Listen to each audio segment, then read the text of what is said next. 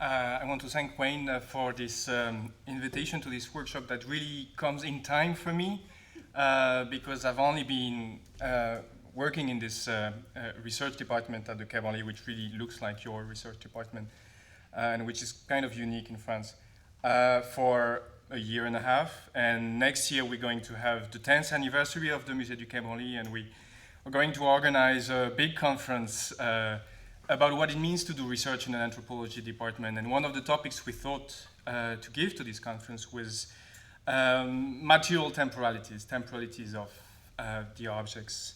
And we wanted to think about what it means to do research in museums of anthropology that are caught in what I would call the acceleration of time in the sense of Hartmut Rosa.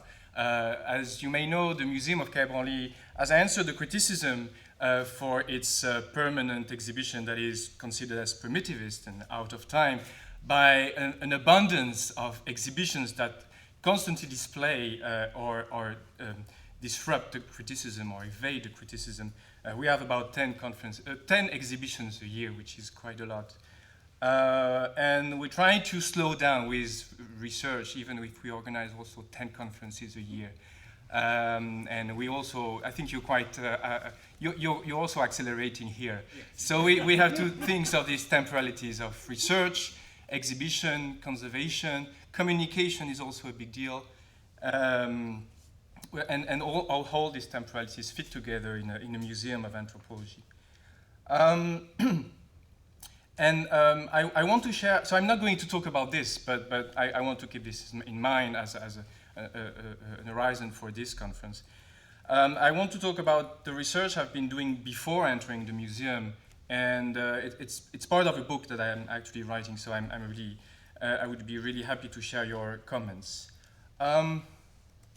When I entered the Musée du Quai Branly, when they asked me to come, I thought, why do they want someone who worked on avian influenza? And when I passed by the garden, I saw these ducks. And in the 6 months after I arrived, these ducks got sick. 6 of them got sick. And they didn't ask me to check the health of these ducks. They were intoxicated by probably the bad water. So I thought I have to do something else than check for the health of ducks. And I realized that when you enter the museum, you have all these objects containing bird parts, feathers, but also beaks, and some of them with a very long history, because the royal cabinets that are the source of the anthropology collections of France contained a lot of objects coming from South America, North America, or Polynesia, that have a lot of feathers in the objects. So there's a lot of problems for the curators to preserve the colors of these feathers and to think about the materiality of these feathers. There are different kinds of structures explaining the colors of these feathers. We've had a conference about this. So one of the questions that interests me is how the preservation of the materiality of these bird objects raises questions about the projection in the future. And that's the question I want to raise. But yesterday I was in Rotterdam, and it's actually a question that is also interesting for Dutch people. The Natural History Museum is very close to the Erasmus Medical Center, which is actually the biggest bird virus bank in Europe. The biggest experts of avian influenza are in the Netherlands. I've worked with them in the last 5 years. And when you look at the other part of the museum park, you see this duck, once again, and you see the Boymans Museum, where there are interesting contemporary art with bird drones and bird radars. So there seems to be an interesting relation to birds in the Netherlands too. Actually, the most numerous cases of avian influenza in Europe are in the Netherlands, because the Netherlands has the highest density of poultry farms in Europe.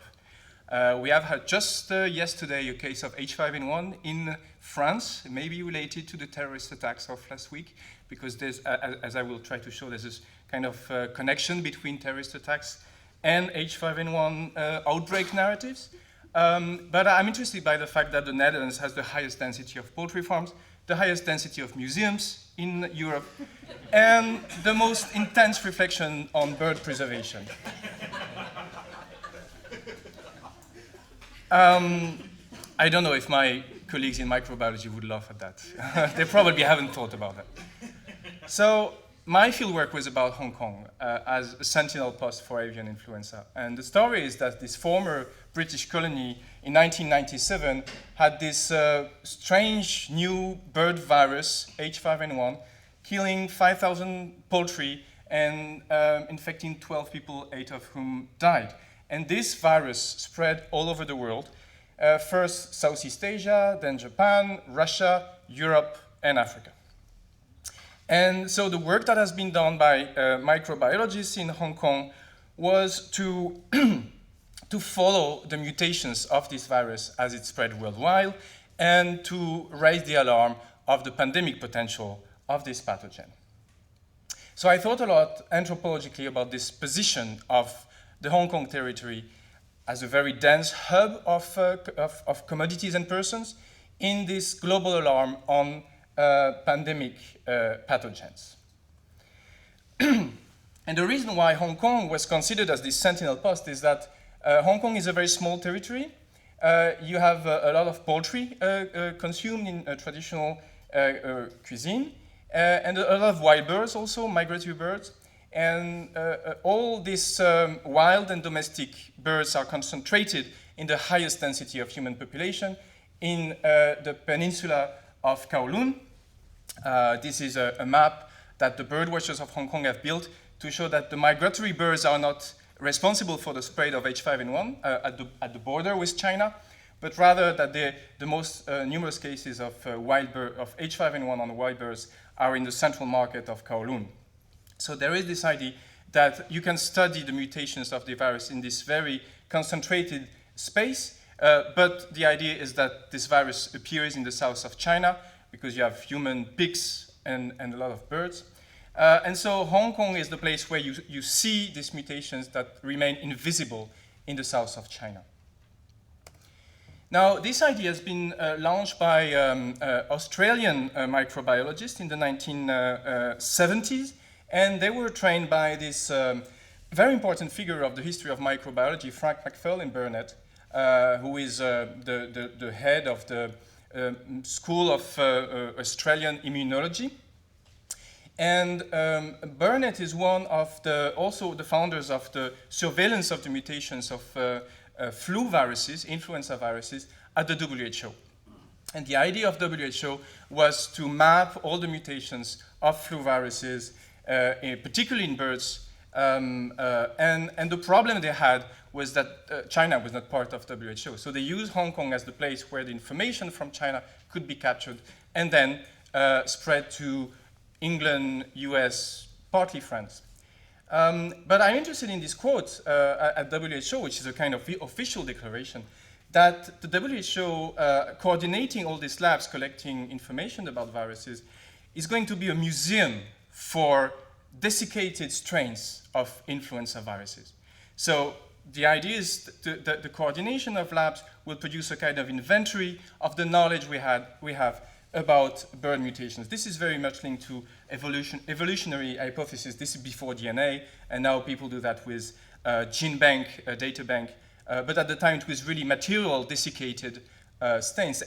And there was the problem of how you can preserve these desiccated strains. Now, at the same time, you have this important figure of French anthropology, Paul Rivet, who was the founder of the Musée de l'Homme, who said that basically a museum of anthropology should be considered as a lab, because its role is not only to preserve ethnographic objects, but also to show them to the public in such a way that the public would be educated about, as we saw this morning, the unity of mankind despite the apparent diversity of races. And it was also part of an evolutionary narrative. Now, in the 1980s, as Peter has reminded us this morning, there was this shift from this evolutionary model, both in biology and in anthropology, where labs were not only the place where pathogens were conserved, but also spaces of contagion. There was all this debate about the escape of dangerous pathogens from labs, with all the fear about bioterrorism. Soviet labs literally exploding, and potential pathogens coming through, disseminating through nature and possibly in terrorist caves. So there was all this fear about the use of pathogens as terrorist weapons. And at the same time, there was all this debate about museums as not only closed entities of preservation of ethnographic objects, but as contact zones where indigenous people could come and share the knowledge and the performances with these objects. Now, I'm interested in this shift, but I think it's not only a spatial shift. It's not only opening museums and labs. It's not only a shift from a big colonial metropolis, Paris, London, Washington, that share their universal vision of the world, to a kind of multipolar world with open institutions. I want to look at the way this has changed our conception of time, and particularly our relation to the future. Now, I want to use a framework that I borrowed to some colleagues from California, from Berkeley. They're all students of Paul Rabinow, so this is part of an anthropology of the contemporary after the postmodern turn in anthropology. And so it's also very much a development on the hypothesis of Michel Foucault's biopower, or biopolitics. And it takes a term that is actually circulating in many different places, farms, borders, labs, but also maybe museums, which is the norm of biosecurity, which is the idea that you are going to regulate the circulation of living material between institutions that are supposed to be closed. So how do you control the circulation of dangerous or endangered living material in a time of, if you want, neoliberal circulation? And so the work that Andy Lakoff and Stephen Collier have done is to go back to the history of this problem of biosecurity, and to show that it relies on a technique of preparedness, that you have to prepare for an impending doom or an emerging catastrophe that you cannot calculate, because basically we have new threats, danger can come from everywhere. So it's not like national states that can calculate the risk based on statistics of epidemics or drought or earthquakes. But you have to prepare the population by the imagination of the coming catastrophe. So it's a new representation of the future that is not calculated, but that goes through collective imagination. And Lakoff and Collier show that there are three techniques that are actually transferred from the world of nuclear protection or civil defense in the US after the Cold War and during the Cold War, to, after the Cold War, all kinds of natural disaster, natural hazards. So these are sentinels, that is the use of non-human devices to warn humans for a threat that is going to affect them lately. So we have collected this series of articles on sentinel devices covering all kinds of natural disasters, from nuclear radiations to threatened species to infectious disease, even endocrine disruptors. It's available online. And another technique is simulations, that is the performances where you ask people to play the catastrophe by scenarios. And then the third technique is stockpiling of weapons, of masks, protective equipment. And I won't go too far in the first two, but I look particularly at the question of stockpiling for today. So what does it mean to stockpile material to prepare for a coming catastrophe? Now, this is a map that has been made by the curators of the Musée du Quai Branly, and they have tried to trace the movements of insects in the museum. And what they have discovered is that the highest density of insects in the museum is in the open storage.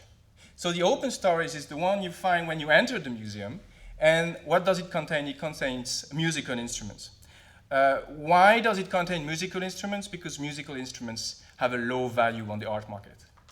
They are made of wood, mostly, and they are not masterpieces. And where are the masterpieces? As I said this morning, they are in the Louvre, but also most of them are underground. And you don't have access to the reserves underground. So the interesting thing is that when Jean Nouvel built the building, the museum, when he drew the maps, the plans for the museum, he wanted to have everything on open storage. So you would have had the permanent exhibition and the open storage. But instead of that, because it was too costly, they built these pillars, so now you have the garden, and the storage are underground. So it's only 5% of the collections that are open storage. Now, if you try to go to the closed storage, to the underground storage, that will take a lot of time. Only 3 people in the museum have access to the underground storage. And they have a system of biological recognition of the prints. I don't have access to the storage. And when the objects themselves enter this underground storage, for example, when they exit for an exhibition and when they re-enter the storage, they have to go through this room, which is called anoxia, which takes the oxygen out of the atmosphere so that all the insects in the object would die, and then the objects that are clean can enter the storage again. You have this nice exhibition at this moment about fish skin clothes. I see you have those also here. And they're particularly vulnerable. And they have special storage where the temperature is 5 degrees. And that's why for this exhibition they have to rotate the fish skin clothes many times. Now another interesting technique they have is a simulation of the flood of the River Seine. Every year we have this simulation, because the crazy thing about Parisian museums is that they are all built on the side of the River Seine. And we expect the next flood, what we call the 100-year flood of the River Seine, and we have 72 hours to take the objects out of the underground reserve and put them on the top part of the museum. And so I took part to this as an anthropologist. It was very interesting. So we take the objects out of the reserve, we put them on trolleys, we go to the lift, and then we go upstairs. What they discovered in the last simulation that I took part to is that this lift is actually used for the kitchen. And so there is a possibility of transmission of pathogens or any kind of biological entity through the kitchen. So there are still gaps, as they say. But the other interesting thing I discovered is that when they built this underground storage, they classified the objects of the museum not by origin, not by cultural areas, but by priority by order of priority of evacuation. And what are the first objects in priority for evacuation for a flood? These are not objects that are vulnerable to flood. These are objects that have the highest value on the art market. And these are the ones that should be preserved. And there is a big discussion between the curators of the museum and the administration of the museum on how to change this order of classification of the objects. Because the curators want to have the traditional order, where they are classified by material, function, origin, and the administration still wants to have this order of priority for flood, because this is their main concern. You may remember that the very big obsession for the administration of the Musée du Quai Branly is that the researchers of the Musée de l'Homme didn't know how to preserve the objects. And so the big shift in the transfer, which is more neutral than capture, the transfer of the objects from the Musée de l'Homme to the Musée du Quai Branly is that these objects are going to be secured for the first time. Now, this is my final slide. I'm interested in the shift from storage to stockpiling as two rationalities of time, of projecting in the future, from prevention to preparedness. I'm in it, and I'm interested in how not only it projects in the future, but it creates value for the present. And it's very interesting to think about the value of objects, because it's not only value on the art market, there's value about knowledge, there's the aesthetic value, which is another thing. Now, in the logic of storage, which is the classical rationality of 19th century museum, the value of objects comes from the completion of a collection. And we've seen that this morning. So you build a fixed image of humanity, and you want to prevent future disasters by encompassing them in a kind of rational image of what humanity should be. And this is very much the idea of Paul Rivet, right? And now stockpiling, in stockpiling, the value of objects comes from the speculation on their loss. So you think that they could be destroyed, and they have value because they could be destroyed. Not only because the societies they come from could be destroyed, but the materiality of the objects themselves could be destroyed. And I want to finish by my two epistemic heroes. Benoit's epistemic hero is Malinowski. I have two heroes, Lucien Lévy-Bruhl and Claude Lévi-Strauss, for very different reasons than what you might expect. There was interesting discussions between Lucien Lévy-Bruhl and Paul Rivet in the 1930s, who were both founders of the Institut d'Ethnologie, about what it meant to prepare for the next war. Lucien Lévy-Bruhl was older than Paul Rivet. He had taken part to the Dreyfus affair, and he really thought that the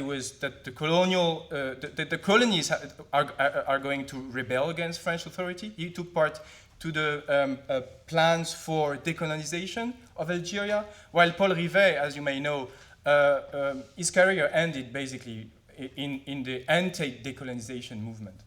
And as for Lévi-Strauss, there is this famous distinction between cold societies and hot societies, which is one of the classical ideas about the non-historicity of primitive societies.